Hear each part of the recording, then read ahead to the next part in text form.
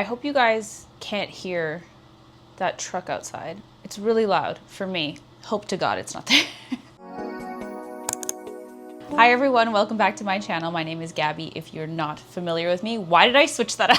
My name is Gabby if you don't already know me, and I love to talk all things personal finance, organization, and lifestyle. And I think I need a new intro. I'm really over the intro, but it's like a comfort thing. Anyway, welcome to the March financial reset. I'm so excited for this video. I feel like I haven't talked about money in so long, and I always get kind of itchy if I go a couple of videos without talking about money. I love money. We love to talk about money. I feel like there's also a lot to cover. So plan for today is we're gonna do the usual. We're gonna go over my February budget, how I did, outcomes, things like that. We're also gonna look at March, what I'm expecting to spend in March, but we're also gonna be adding on a little Q&A. I asked in my community page here on YouTube if you guys had any financial related questions you wanted to ask me, and you guys did. So I actually got so many. I was like, oh my God, thank you guys so much. I thought I was gonna be answering like 2 questions, but thank you for your questions. They're amazing. If I don't get to them all because I'm a little bit time constricted for this video today, I will lump those questions into another video, whether that's in my next financially related video, or maybe I just do a financial Q&A video. I feel like I could probably yibber yabber on some of these topics for a very long time. Potentially that could be a good video idea in the future, and that way I give myself the time to actually like dive into these topics. I also wanted to do just a brief money mindset sort of discussion. Melanie Loren always does this in her financial videos, and I love just like an update on like where you're at financially, because money is so emotional, and I think it just changes depending on what life stage you're at, and it can change on a weekly basis. So I think that's important context before going into the video. Some more important context. I am 30 years old. My name is Gabby, as I mentioned. I am a salaried employee. I'm an engineer. Well, I don't have my certification, but I graduated from engineering. I work in construction, and I'm a salaried employee, so I have very consistent pay, which is very helpful in my budgeting. I also do Etsy and YouTube and digital product sales online as a side hustle, so you will notice that there are some additional income sources that come from that. I started that last year, and it has really ramped up and become its own beast, and it's honestly so cool to see, because I never thought it would be nearly this much money coming in month to month. So if you're on the fence about a side hustle, I highly recommend it. It has completely changed my financial situation in a way that I could not have done by just looking for promotions or like new jobs. There's no way I could have made this much money in this year. Yes, I had to put a lot of effort and time into it, but I have also found new hobbies and passions through this that make it so fun and fulfilling to do this. A little tangent for you guys, but that is some context on me. I am in a long-term relationship with my partner. We have our 7 year. Can you imagine? My long-term partner, it's our 7-month anniversary. No, I'm just kidding. It's our 7-year anniversary at the beginning of March. We are long-term partners. We currently live together in this 1-bedroom apartment. We do not own any property. We're just renters. And you will notice that my rent is very low and my living costs and fixed costs are very low. And I like it that way. It's very comfortable for me. So that is the current situation. I think that's all the context you guys need for this video. I was gonna do the Q&A first because I felt like it might help when I go through the budget, but I'm worried that I'm gonna talk too long and then run out of time and not have enough time for the budget. So let's do the budgets first, and then we'll do the Q&A at the end so I don't run out of time. Okay, so you guys are currently looking at my 2025 budget tracker. I sell this budget tracker on Etsy. I will leave it in the description box down below. There is a 50% off code down there. We are looking at the monthly tab for February. I also have my laptop here, so if you're wondering where I'm looking, I feel like you can't really see my laptop on screen right now. Okay, so February was a great financial month. I think we definitely had higher than expected expenses compared to my budget. This is like a usual thing for me, so that's not like absolutely horrific or anything like that, and everything that came up was pretty warranted, but it was also a higher than normal income month, so I feel like it kind of helped balance it out a little bit. Go over just general numbers at the top here. Income was $11,438. This does include some bonus income, which is, you know, refunded items, so this is not entirely my income. I think it would be like closer to like $1,500 less, so around $9,000. Expenses and bills were $4,870, which is pretty good, I would say. Savings was $3,000. Investments also at $3,000, and then credit card payments was at $4,200,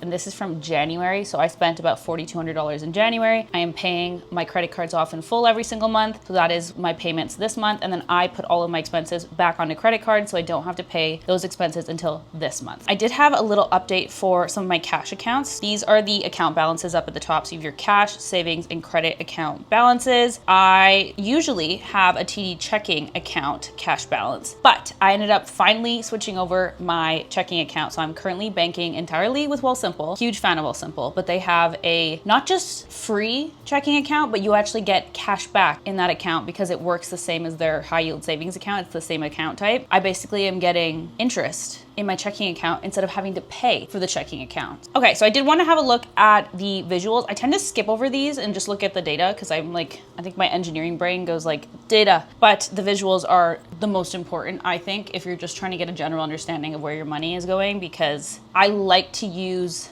percentages for finances. So let's have a look at the 50-30-20 split. So this is looking at your fixed expenses, your variable expenses, and then your savings rate. Savings will be made up of both savings and investments. Your fixed expenses are the things that you cannot change. If you lost your job tomorrow, you wouldn't be able to like stop paying these things. It's like food, water, shelter, transportation, what you need to survive, basically get to work, all of those things. I guess you lost your jobs. And then wants are just like anything that you don't necessarily need to survive, you know, going to the store, buying random things, Amazon, things like that. So my rate this month was really good. It was 61% savings, 17% wants, and then 21% needs. So my wants were lower than my needs.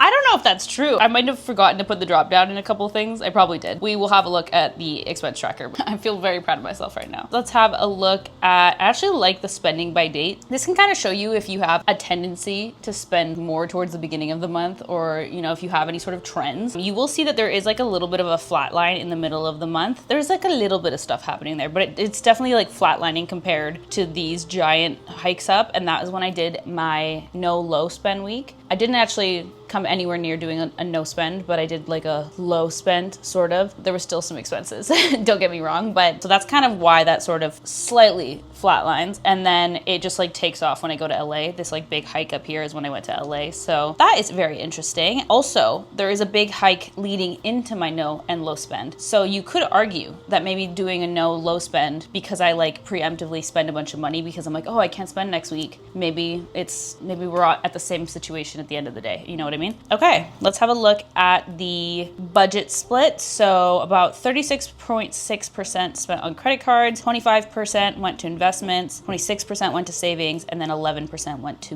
bills. I usually like to see my investments closer to about 30%, and my largest expense category was travel, then groceries, to be expected. I went to LA this month, so it was expensive. So I think before we dive into this budget, I just want to have a quick discussion around the current economic landscape and if I'm going to be changing anything. I have had some questions asking me like if I'm changing my investing methodologies, am I saving more, am I holding more cash, these sorts of things. Just with the chaos in the world, especially I'm a Canadian obviously, so impacted by these tariffs for sure. I find it pretty scary, honestly, but at the same time, I also know that my methodology around investing takes into account crazy world events. So the plan for me is to consistently invest every 2 weeks, every time I get paid, rain, shine, zombie apocalypse. If the apps are able to take my investments, I'm doing it. And that is just because it is proven that that is the best methodology for investing. Timing the market is very unlikely. We never know how these sorts of events will actually impact the actual markets, and it's best to just continuously invest. So that's what I'm doing with my investments. I will say I am leaning towards having a little bit more cash at this time. So I think I will be saving more in the coming months than I usually feel comfortable with. What I want to do is continue investing the same amount I usually do, but maybe try to spend a little bit less in my day-to-day so I can pocket a little bit more cash. I think I want to get my emergency fund up a little bit from where it's currently at. And then I think also I would like to see just more cash in general, because currently my cash reserves include my business taxes money. So once that's gone, when I pay my taxes, it's currently at a very comfortable number, but it's going to be going soon. But we're going to be doing it with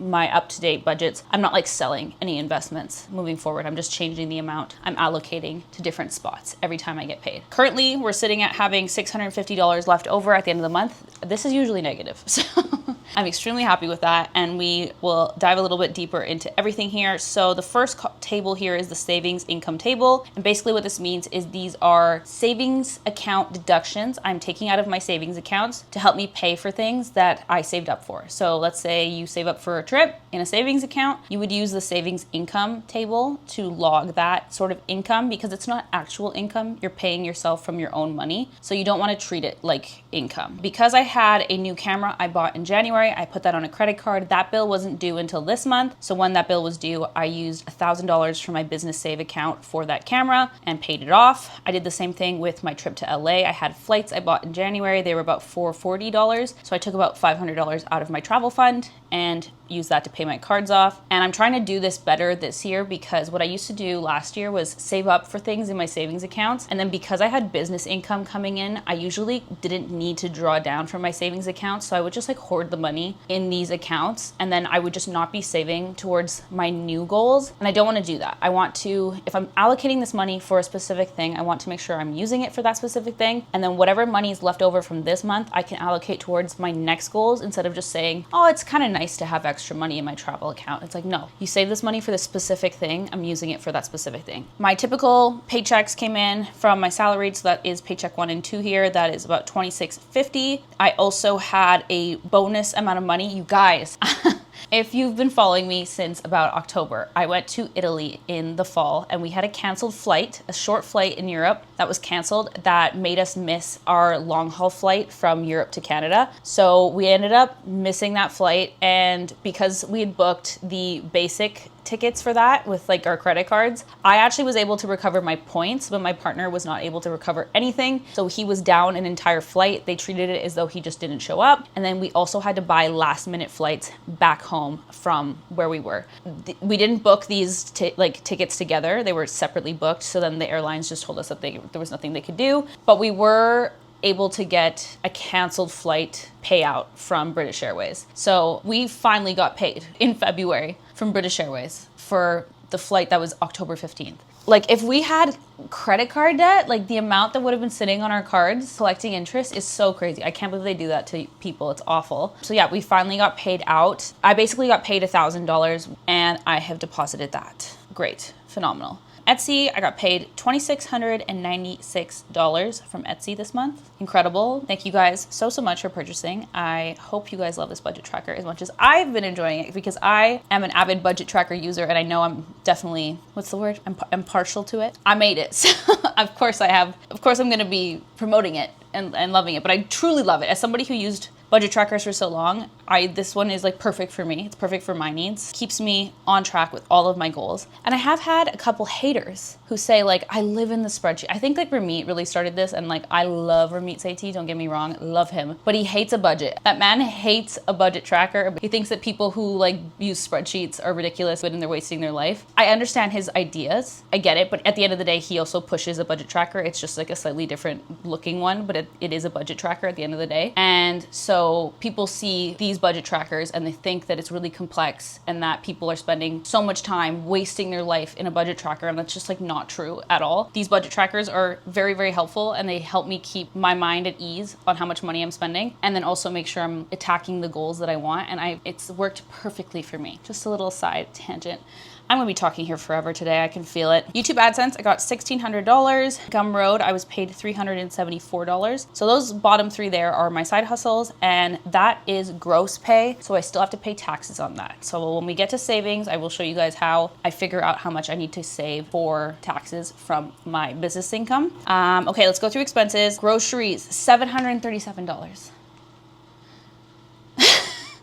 I saw that and I was like, no, there's just no way. Let's actually have a quick look through. I think so what happened is I think I did pay for a good chunk of the groceries this month. Me and my partner have a shared credit card that we use for our day-to-day expenses. Both of the grocery stores we shop at do not take Amex, so we can't use our couple's credit cards there. So that is like the one shared expense that we always just sort of flip-flop between who pays. I usually end up doing the grocery shopping more, especially because like Costco is near my work, so I just go when I'm there. I basically end up paying for a lot more of the groceries, so that is what I assume happened here. I don't think that like together we spent $1,500 on groceries, but let's have a look. Our grocery haul was $130. I went to Whole Foods and grabbed a couple of quick things. This is also, I think, something I need to work on, is not going for quick fun trips to the grocery store. I do that quite a bit actually at work. So then this is my half of our fresh prep. So this does go on the couple's card. Nesters was $47. Save On was $26. I don't know what this was, but it was $14. Oh, see, I already can see a couple of things I haven't tagged. Then we have London Drugs, some protein bars for my trip. Oh yeah, Good Protein. I put that under grocery. So that's our protein powder we use. We have like 8 bags in stock right now, so we have been loading up on protein. There's just so many flavors we want to try because we have a Ninja Creamy and it's so fun. Groceries from LA, Erewhon, Trader Joe's again, Erewhon again. Then I went to Save On, that's to be split. We got Fresh Prep, Save On groceries. We went to No Frills, to be split. And then I got protein powder. It was like an almond butter protein powder on Amazon. Then I went to Whole Foods.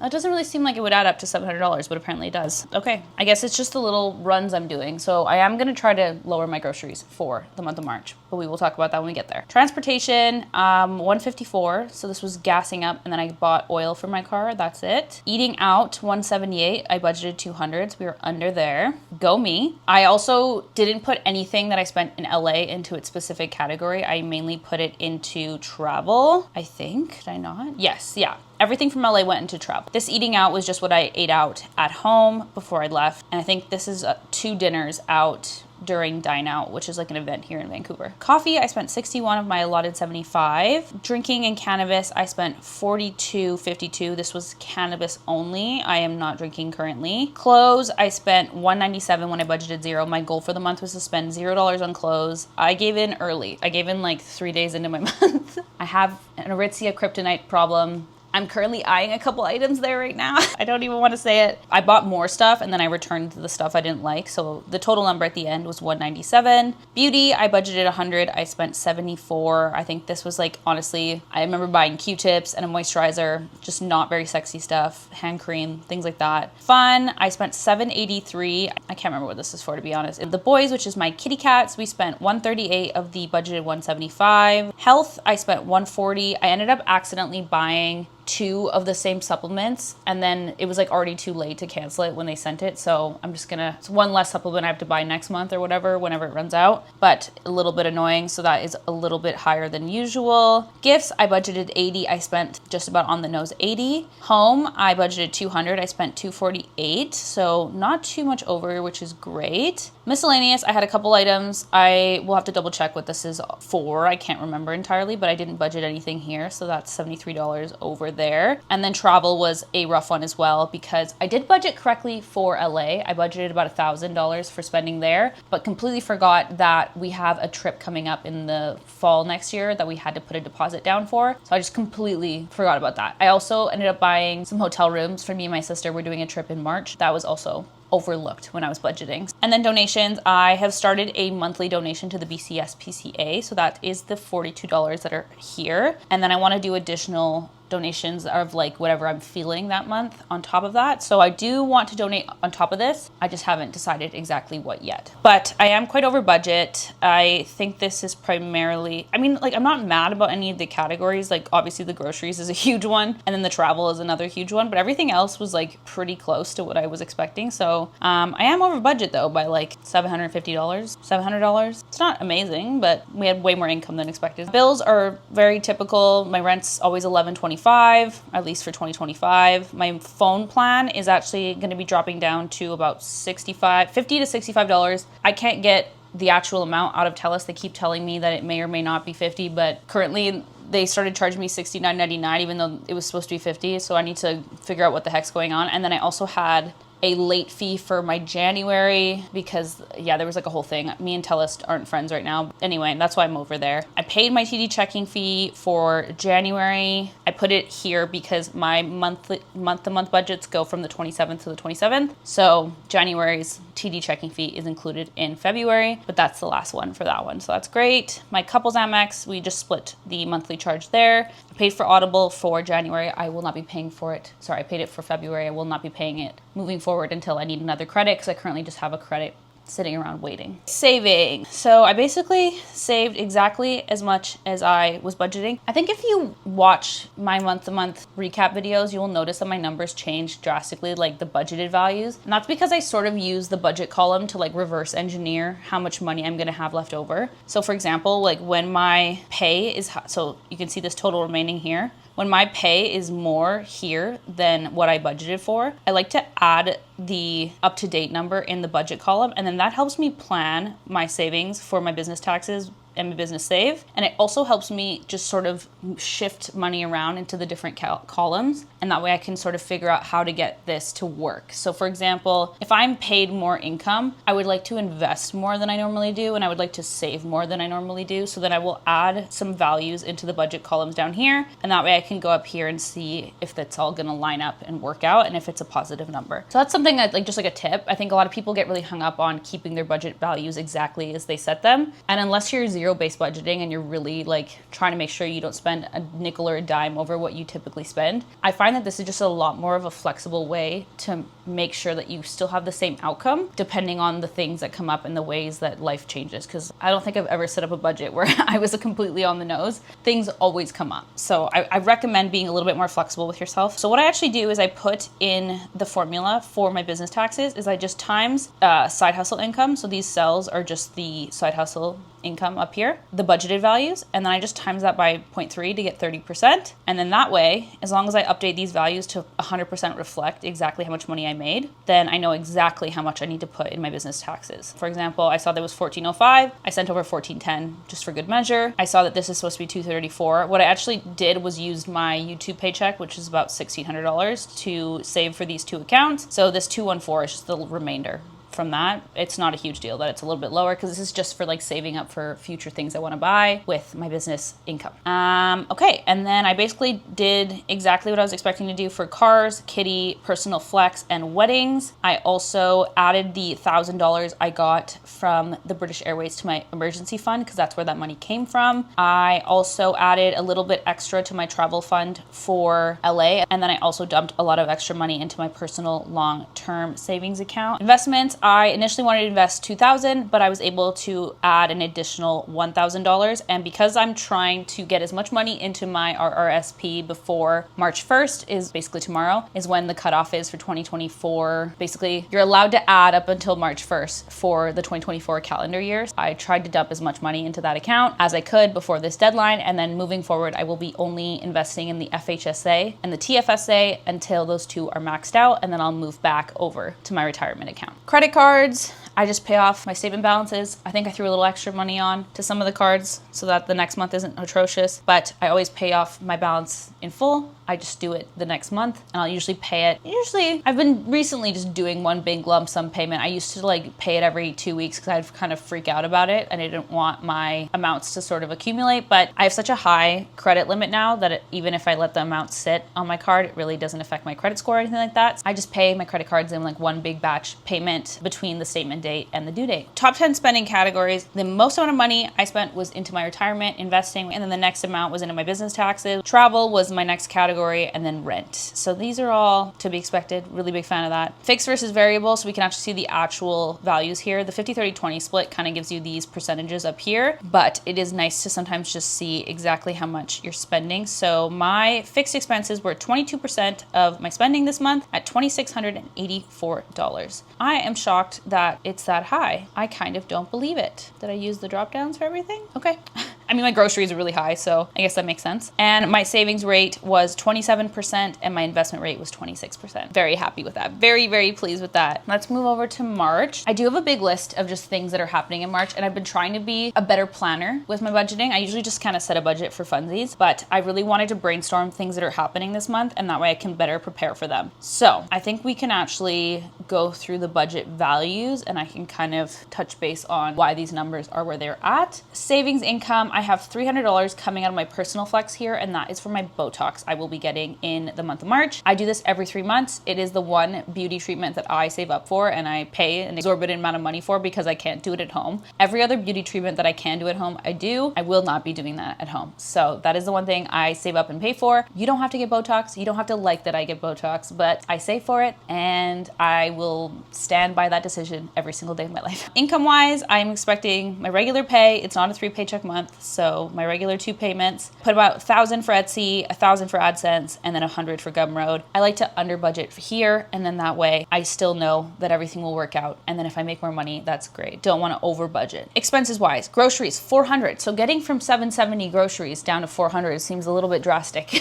But I think I'm going to try to do a challenge in the month of March just to see if I can reduce my overall grocery spend. I am just curious if it is inflation that's causing this to go up or if I am just choosing to shop way too much. So I'm going to try to do one big grocery shop every weekend at No Frills, and then me and David do one giant Costco haul, and that's it. There's no like running quick to the stores or anything like that. I'm gonna use what I have. If I don't have it, too bad. And I think that's what I'm gonna try to do for March, and we'll see if I can actually get this number lower. Transportation, this is a little bit higher. One, because I have to gas up. That's like around 130, 125, something like that. Then I have a ferry ride to put my car onto. We're going to Victoria, putting my car on the ferry. That's like 120 bucks, something like that. And then on top of that, gas for that trip. And then I also got a parking ticket that I have to pay, which is like $50. That's why this is so high. Eating out. So I kind of thought about, I am doing a travel trip to Victoria in March. I might also be going to Calgary, but I'm not going to be breaking up the travel expenses on these trips into the travel category. I'm just going to be putting them under the respective column or row. So if I eat out on my vacation, then I eat out. It's still eating out is what I'm trying to say. So I tried to total up what I'm expecting for eating out. Traveling just automatically kind of means I'm eating out more. So I said about $325. Hopefully that's enough. We shall see. I'm second guessing myself, but whatever. Coffee is a little bit high because I think we're going to do a haul of Nespresso pods before the strawberry white chocolate is out. It might be out already when I'm recording this, but I really didn't want to buy them in the month of February. Hopefully they're not, but we do just want to pick up the specific pods that we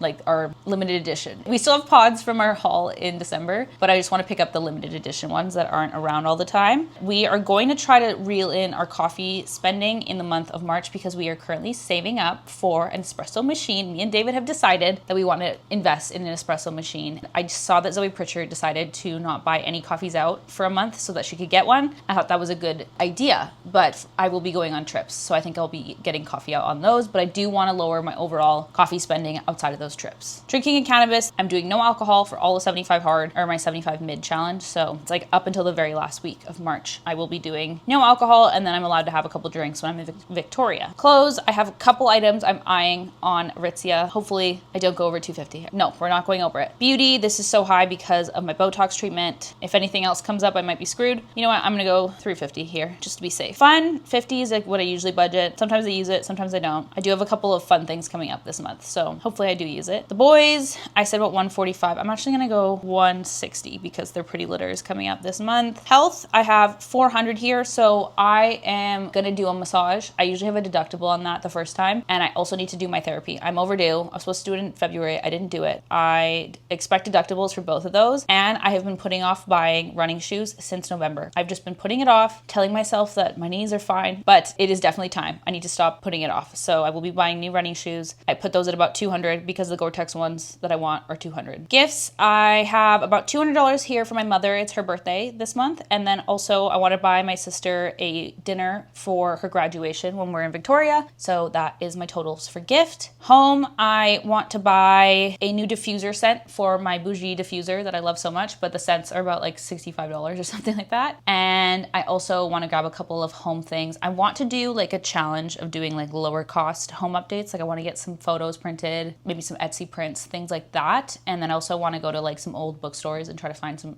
decorative books, but I do still want to spend some money on the home in March. Miscellaneous, I put 40 just because things come up. I don't really know.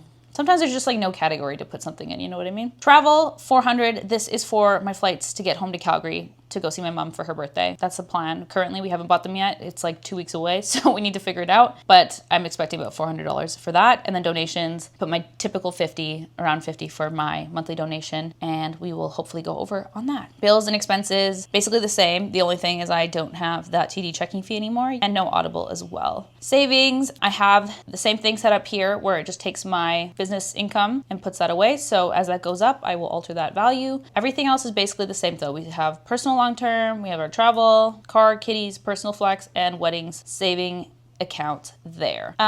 Maybe if I have any extra money, I can put some extra money in my emergency fund. As I mentioned, that is kind of a goal moving forward. And then I also want to maintain my $2,000 I've been investing every single month. If we get more income, we will invest more. And credit cards, these are just my statement balance values for what I owe. So that's what that is, totaling up to $3,400. And this currently says I will be negative $379, which I am okay with because I spend on credit. So I have like a buffer basically because I don't owe money until a distance in the future. I find that having a negative value here, as long as it's not more than my paycheck, just usually means I have to pay that credit card a little bit closer to the day it's due than when I usually like to pay them. But I don't stress about this because usually my business income can help fill this gap. So if I was zero-based budgeting, this would be an issue. I am not, so it's not an issue. Okay, I think that is the financial budgeting portion of this video. I do want to do our Q&A. So let me pull up the questions. I'm gonna go through the oldest ones to the newest. And then if I don't have time to get to them all, I will get to the newer ones at a later date.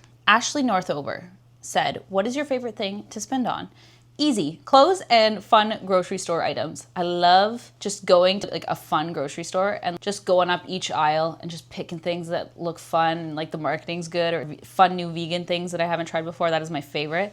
And then clothes. It's not shoes, it's not handbags, it's not purses or wallets or perfumes or anything like that. It is specifically just clothes. It ends at my ankles and it stops at my head. I don't know why, but I've always loved just clothes. And I find that I usually have a lacking shoe and handbag collection because of this, whereas I have an overwhelming amount of clothes. I actually don't have that many clothes. Our closet's very small, so I do try to keep it pretty tight, capsule wardrobe sort of style, but that usually just means I'm rotating through stuff. Because I am bringing in new items, I usually donate or sell a lot of items as well. So that is my favorite thing to spend on for sure. What are your thoughts of finances in a marriage and prenuptial agreements? This is from Elizabeth Thompson. So this is a great question. And I think it's evolved a lot for me. For a very long time, I thought I was going to never want to combine finances with a partner. I grew up with a stay-at-home mom. So automatically my parents' finances were very tied up together and it worked out very well. My parents had a very amicable divorce. My father was very generous and gracious and never thought that my mother was owed anything less than half. So she got her portion, she got her half. But had she not had as kind and as a thoughtful previous partner, she would have been screwed because she ended up having a lot of health issues that prevented her from working later in her life. And I can't even imagine, I feel like me and my brother would be 100% supporting her at this point if anything like that had happened. So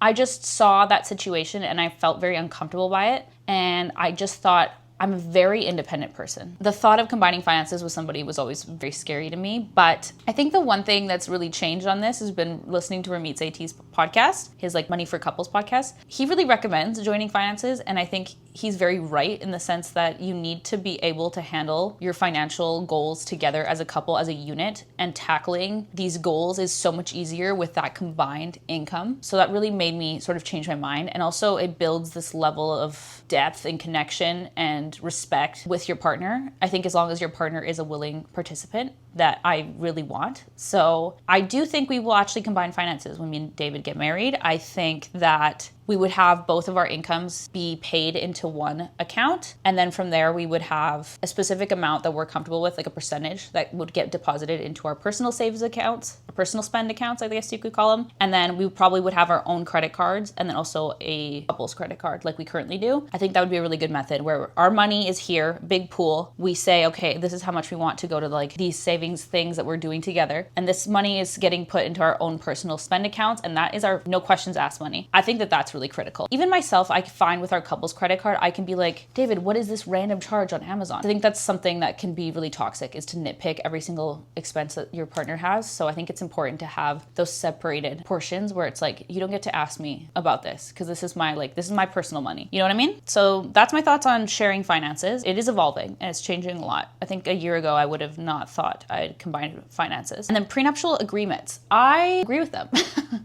I heard somebody say this once, I can't remember where it was from, but it was like, why would you let the government make any decision in your relationship when you can make it yourself? And that's what a prenuptial agreement basically is. It's saying we are not allowing the government to make these decisions. We are deciding what these terms are beforehand. I do agree with them, especially because I am coming into our marriage, me and David. We're not getting married, we're not engaged or anything like that, but like we know we will eventually. So I'm coming into that with some pre-existing investments. Obviously I have like my own investments I've worked really hard at. And then also I have a inheritance that my grandma, which she passed away really young, I inherited some money. So I think I like the idea of a prenup. I don't know if we would actually get one just because I trust David wholeheartedly, but it's a bridge to cross. Hi, Gabby. I'd love to know your thoughts on sharing finances with your partner. This is from Kate Austin. Hi, Kate. We love Kate. I think I already touched on that one. So do you think it's something you'll do in the future or keep it separate? So as I said, definitely a little bit of both, I think. From Papa7866, they said, hi, Gabby. What are your suggestions or tips on how to best manage/juggle paying down debt and investing at the same time? Do you think it's best to manage both together? Because time in the market is very important. And yes, this is a great question because I feel like there's no one correct answer. And I think you really need to look at your psychology and your own situation and figure out what the right one is for you. Because I could tell you what the best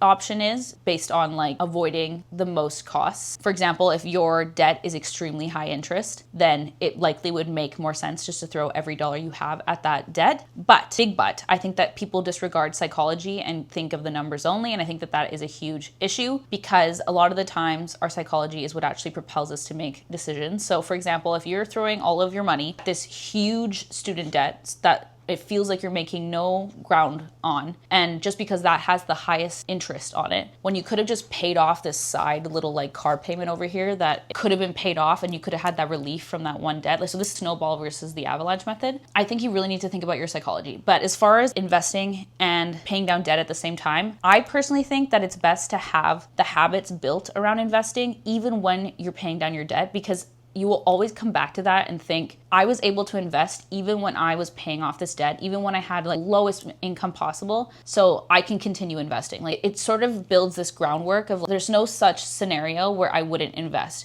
Even if it's $20 every paycheck or a month, that is still something where you're never gonna not invest because you said, I invested even when I was going through this really difficult financial situation. So I think that you need to find a number that you're comfortable with investing to build that habit, to build that groundwork and that trust in yourself to invest no matter what. And then I would figure out whether the avalanche method or the snowball method is best for your debt payoff. Because I think I probably would just throw the most money at the worst interest rate because I think that I would be okay with that. But it's hard to say because I'm not in the debt and I know that there's like a lot more. It sucks to feel like you're not making any change when you're paying debt off, when this interest just keeps like re-adding on. I would build the habits around investing, find a comfortable number, and just throw the majority of your money at that debt because that is definitely the best use. But let's just say you had really low interest debt, 2% interest rate, I don't know what it would be. Or for example, like David has student debt that he will not pay off earlier at all. He just pays his minimum payment because in Canada here we have 0% interest on student loans. If you have a low interest rate, then I could say just pay your minimums and then invest everything else. But most debt is not low interest rate.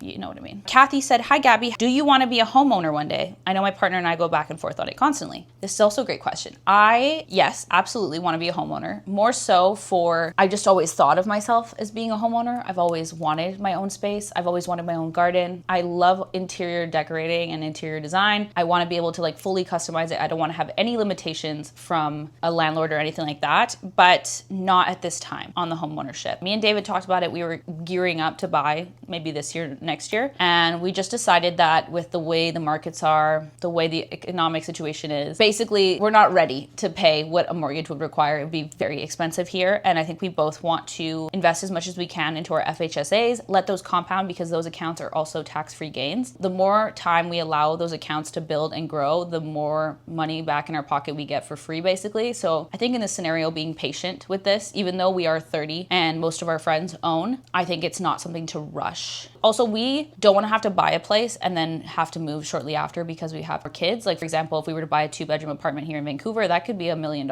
And let's just say we end up having 3 kids, something like that. I don't know.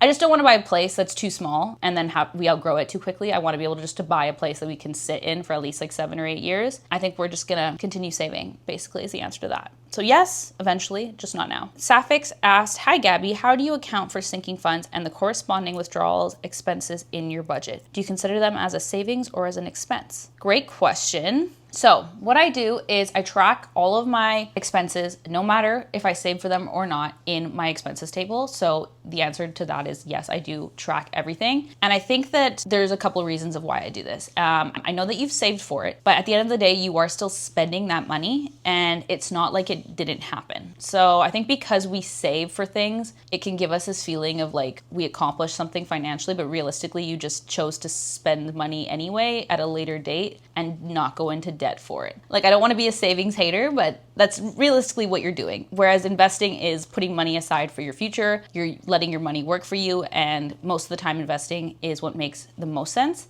I think we get ourselves like a little bit of a pat on the shoulder sort of feeling when we save. So that's why I personally track everything that I spend money on so that it kind of brings my mentality back. Say I save up for a $2,000 trip. I want to see in my budget that I spent like $5,000 that month, because that's exactly what I'm doing. I'm spending $5,000 that month. That is reality what's happening. I don't want to trick my brain into being like, oh, I only spent $1,700 this month because I had all this money coming from my savings. It's like, realistically, I spent that money. So it needs to be accounted for. And you need to have that mental thought of like, okay, I spent a boatload of money this month. So that's why I do that. And what I do is I use my budget tracker. I mentioned I use the savings income table to help me deduct money out of my savings accounts so that the income is separated. It doesn't look like I made more income than I did, but then your budget still balances out. So that's what I do for that. Nanami asked, how do you balance investing, saving, and spending? Another great question. So I really like percentages. This is something I learned from Ramit that really changed my mentality, especially with there's such a hate on lifestyle inflation. And I understand, like, you need to be very mindful of lifestyle inflation. But if you use a percentage-based system, it works so much better in preventing overspending and over lifestyle inflation, but you're still allowing yourself to spend more money because you make more money. And I think that that's fair. I really like percentages, and that's how I basically figure everything out. I like to set a certain amount of how much money I want to invest. And because I have a very variable income now, I sort of just think, okay, what exactly is 30% of what I made? So this month I made like $9,500. Around 30% of that was $3,000. That's how much I invested. So I like to just think of everything in a percent, and it just makes it a lot more simplified. And you're also allowing yourself to sort of spend guilt-free, because you're like, okay, well, this is the money I allotted myself to spend, and this is the money I allotted myself to save. It's a way easier system. I think you just need to find a percentage that you like. I know a lot of savings and investing gurus online will say anywhere from like 10 to 25% investment rate. I like to go a little higher than that just because I do have goals for retiring early and all of that stuff. I think starting 10% of investment rate and then just sort of inch it up. Every single month, just add like 1%. And over time, you will adapt to it. And I think you'll start to find a number that's comfortable for you. This is a lot of trial and error and figuring out what works for you. I think this is the last question I'm going to do just because I am at my max time for filming. But thank you guys so much for your questions. I will definitely answer the next few in a future video. So keep your eyes out. But Georgia asked, hi Gabby, here's my question. How do you plan for long-term versus short-term savings goals? How do you decide how much to allocate every single month? I actually just started doing a personal short flex savings account and a personal long-term savings account. And this is for this exact thing. I had very specific savings like accounts, which I did like for a period of time, but I found that just having a long-term account just sort of worked in general. It could be for like so many things in the future that you just can't predict.